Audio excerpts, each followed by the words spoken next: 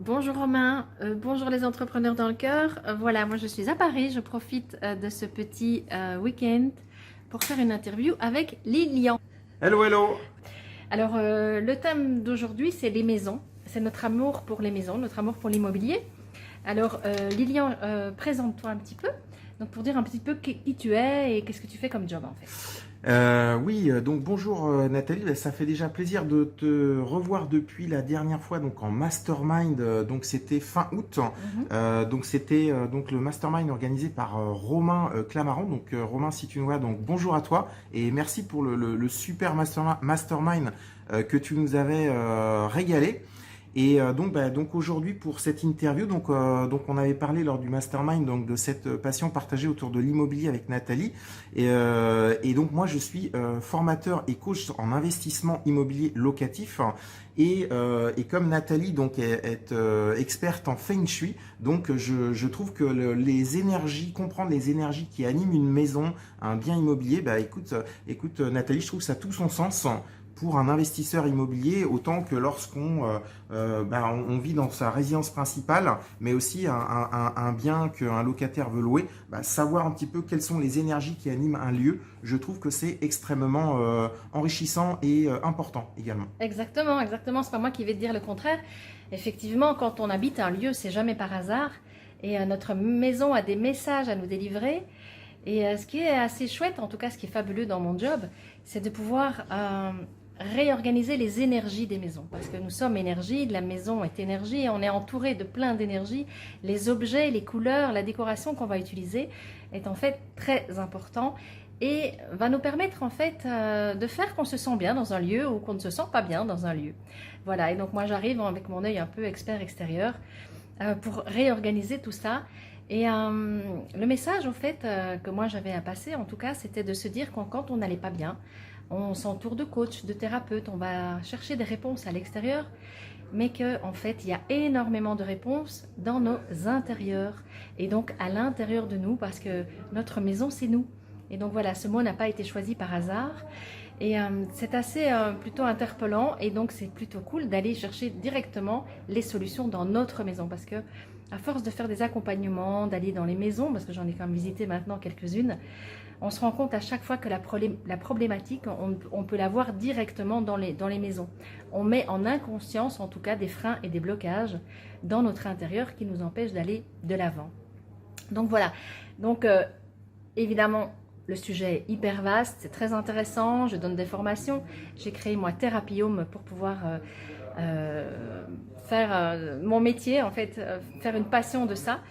Et donc en discutant avec les entrepreneurs dans le cœur, quand j'ai fait la connaissance de Lilian, effectivement, on a parlé de ses intérieurs et de se dire qu'on avait vraiment une passion en commune en ce qui concerne l'immobilier, en fait. Donc voilà, donc ça c'est plutôt ma partie. Donc on va revenir maintenant sur Lilian. Voilà. Oui, et Nathalie, est-ce que tu pourrais nous donner donc des exemples concrets où en fait, un petit peu, je dirais, par exemple, le top 3 des erreurs qui sont faites, puisqu'en fait, très souvent, je pense que 99% des gens n'ont pas connaissance du Feng Shui, alors ils savent ce que c'est, mais vaguement, et est-ce qu'il y a des erreurs, des grands classiques d'erreurs qui sont faites et que tu pourrais partager un petit peu de manière à donner goût un petit peu au Feng Shui et puis peut-être donner envie d'aller plus loin aux personnes qui nous regardent. Oui, ben, évidemment. Alors moi je viens tout de suite en tout cas. La première chose qui me vient en tout cas dans les maisons, c'est de vous rendre compte en fait de faire un check-up de votre intérieur. Voilà, faites un check-up. Essayez de prendre une position de girafe quand vous rentrez chez vous. Essayez un petit peu de regarder si votre environnement, en tout cas, vous plaît, si c'est sombre, si c'est accueillant, si c'est agréable, parce qu'en fait, cette maison, c'est tout à fait vous. Voilà, donc la première chose, c'est d'essayer vraiment de prendre votre intérieur de façon très objective. Une des grandes erreurs, ou en tout cas un des grands principes, comme je préconise, c'est d'avoir toujours chez soi une position de maîtrise. Alors, qu'est-ce qu'on appelle la position de maîtrise? C'est où qu'on soit dans notre maison, à notre bureau en tout cas, même si on est à la salle à manger, mais en tout cas pour les entrepreneurs c'est plutôt à leur bureau, c'est d'essayer d'avoir une vision sur la porte d'entrée de la pièce. Voilà, ça c'est un point numéro un essentiel, je dirais, parce que ça permet en fait de voir ce qui vous arrive dans la vie.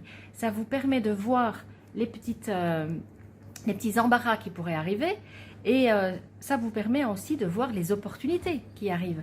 Parce que quand on travaille plutôt face à un mur et donc on n'a pas cette position de maîtrise, quand on travaille dos à la porte d'entrée, il y a des choses dans la vie qui peuvent nous arriver dans le dos et on ne les verra pas arriver. Donc ça pour moi c'est un des points numéro un.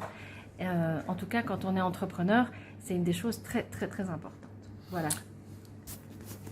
Ok, merci Nathalie pour cette précision. Et je voulais te demander aussi, je sais que pendant le mastermind, donc tu avais réalisé un petit peu des audits Feng Shui gratuits à beaucoup de membres du mastermind et notamment par rapport à la vie sentimentale et à la vie financière.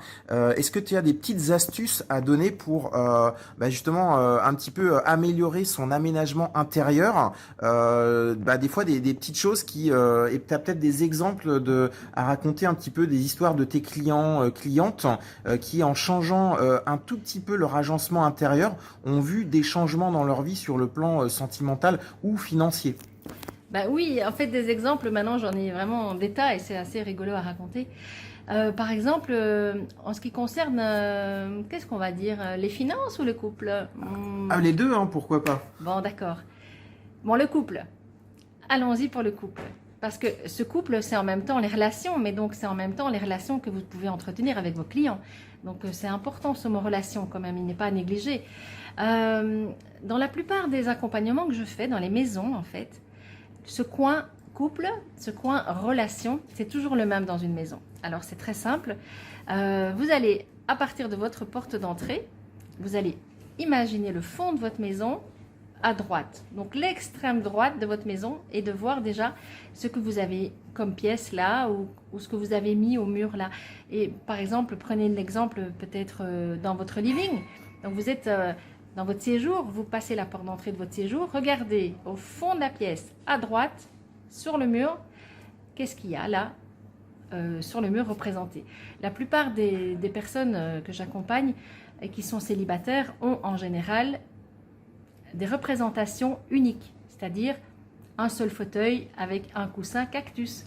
Par exemple, des représentations de femmes seules, un vase vide tout seul, enfin voilà, ou une tempête, ou voilà, quelque chose en tout cas qui va indiquer à notre cerveau que c'est pas très agréable à vivre ou qu'on est célibataire en tout cas, ou qu'il y a quelque chose qui fonctionne pas. J'ai déjà vu aussi dans des accompagnements de maison, dans tout ce qui concerne l'abondance par exemple, là c'est exactement la même chose sauf que c'est à l'extrême gauche. Quand vous rentrez dans une pièce, c'est tout à fait à l'extrême gauche. Regardez un petit peu si vous n'avez pas laissé traîner vos poubelles, si vous n'avez pas par exemple laissé des caisses traîner depuis longtemps et que vous n'avez pas encore rangé. Donc voilà, tout ça pour vous dire que notre environnement a vraiment un vrai impact sur ce qu'on vit. Et quand on a une difficulté, en tout cas dans notre vie, que ce soit au niveau sentimental, que ce soit au niveau abondance, des factures qui arrivent et que ce n'était pas prévu, dites-vous, qu'est-ce qui coince dans ma maison en fait?